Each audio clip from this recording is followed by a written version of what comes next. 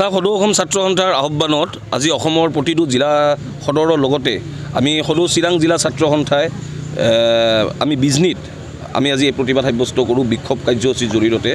আপোনালোকে দেখিবলৈ পাইছে যে ইপিনে বৰষুণৰ পানী নাই আৰু দ্বিতীয়তে আমাৰ এইখিনি সময় এই ৩-৪ মাহত আমাৰ খেতি কৰা সময় আৰু এই খেতি কৰাৰ সময়ত পানী নপৰাৰ কাৰণে এতিয়ালৈকে খেতি পথাৰসমূহ কৃষকসকলে কিন্তু খেতিৰ কাম কৰিব পৰা নাই।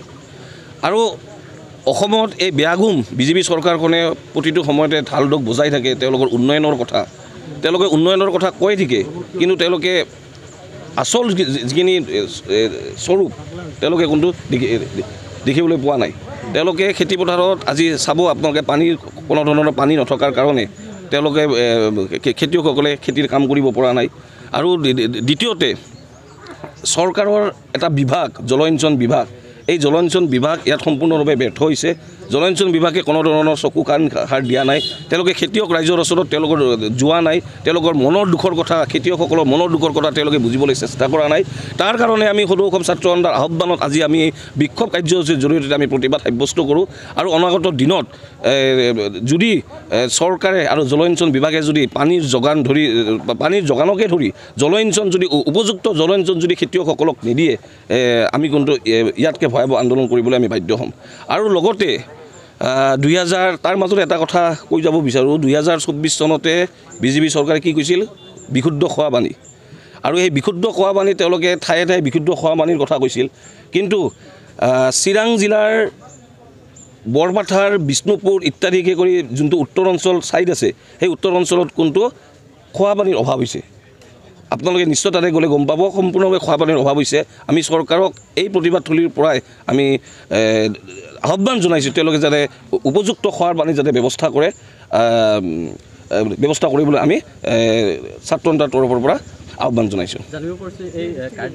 ঠিকাদাৰৰ কমিশ্যনৰ ৰাজ, যেতিয়া তেওঁলোকৰ স্কিম আহিব কাম কৰিব ঠিকাদাৰৰ পৰা কমিশ্যনখিনি পাব আৰু বাকী সময়খিনি এনে তেওঁলোকে টাইম পাছ কৰি আছে। ইয়াতে কৃষকৰ ৰাইজে তাতে জীয়ান্তে ভুগি আছে। কৃষকৰ ৰাইজে পানীৰ কাৰণে যে খেতি কৰিব পৰা নাই, এই বিভাগটোৱে কোনো চকু দিয়া নাই।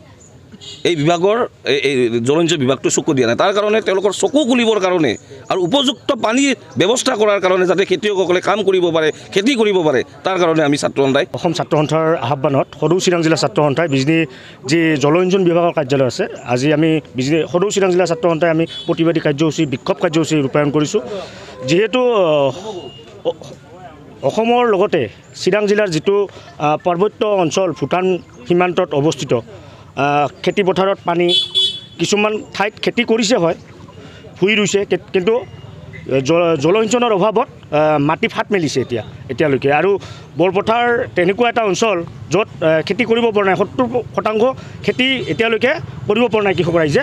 আৰু যিটো আমাৰ ভূটান সীমান্তত গাতে লাগি থকা চিৰাং জিলাৰ দাঁতিকাষৰীয়া অঞ্চলসমূহ, সেই অঞ্চলসমূহত এতিয়ালৈকে খোৱা পানীৰো অভাৱ পৰিলক্ষিত হৈছে। আমি দাবী জনাইছোঁ মুখ্যমন্ত্ৰী মহোদয়লৈ যে এই বেয়াগুম বিভাগটো এনেকৈ নাৰাখি, কমিশ্যনৰ অংকত বহাই নাৰাখি কামত ব্যৱহাৰ কৰক আৰু ৰাইজৰ দুৰ্দশাৰ কথা চিন্তা কৰক।